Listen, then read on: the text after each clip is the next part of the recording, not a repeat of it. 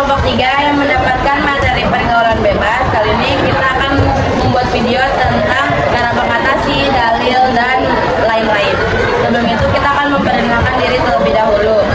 Perkenalkan, nama saya Nur Aulia Sulastri. Nama saya Meki Ciara Dewanto. Nama saya Tanda Pakiransya. Ya, selamat menyaksikan. Di sini aku bakal menjelaskan beberapa fenomena pergaulan bebas yang ada di seusia kita. Yang pertama itu maraknya pacaran bebas di tempat umum tanpa memperhatikan norma. Nah, banyak nih misalkan di taman-taman ataupun di tempat umum yang terbuka, mereka bisa duduk tanpa ada batasnya. Jadi kayak nggak ada jaraknya gitu. Terus juga kayak misalkan mereka mengobrol tanpa kayak ada jarak antara muka dengan muka atau mata dengan mata seperti itu. Yang kedua, adanya pesta atau hiburan malam tanpa pengawasan yang sering disalahgunakan. Nah, sebenarnya pesta malam atau hiburan ini tergantung pada niat dan dibuatnya itu apa. Nah, terkadang kayak seusia kita itu bilangnya kayak cuman kumpul-kumpul aja, tapi malah kita bisa meminum alkohol, terus minum-minum yang lain yang bisa kita mabuk gitu. Terus yang ketiga adalah penggunaan media sosial untuk hal-hal negatif seperti konten pornografi dan pacaran virtual.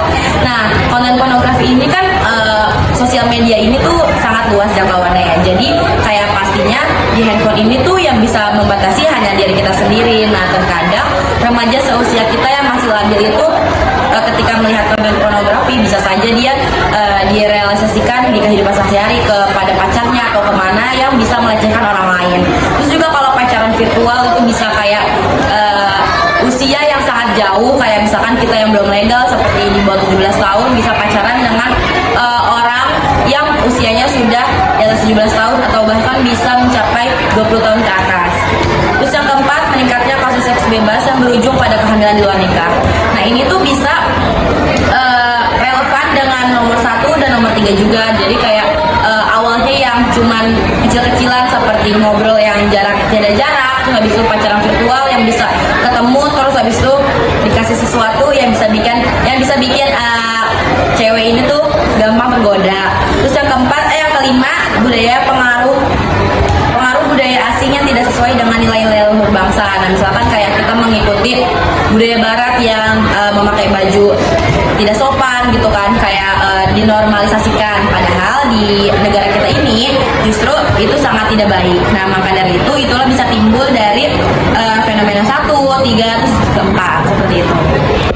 Nah, Apa sih itu pergaulan bebas? Pergaulan bebas adalah interaksi sosial yang menyimpang dari norma agama, sosial, bahkan budaya. Biasanya ditandai dengan perilaku yang berlebihan, tanpa batas, serta mengarah pada tindakan negatif yang merugikan orang lain maupun diri kita sendiri. Nah, selanjutnya apa sih penyebab adanya pergaulan bebas? Yang pertama itu ada kurangnya perhatian dan pengawasan dari orang tua. Yang kedua itu ada pengaruh lingkungan yang buruk yaitu peer pressure. Yang ketiga, lemahnya iman dan moral yang ada dalam pada diri remaja. Terus ada pengaruh media sosial dan internet yang terbelung. Dan yang terakhir itu kurangnya pemahaman tentang batasan norma dan sosial dan agama. ada dalil tentang pergaulan bebas yang ada di surat Al-Isra ayat 32. Bismillahirrahmanirrahim.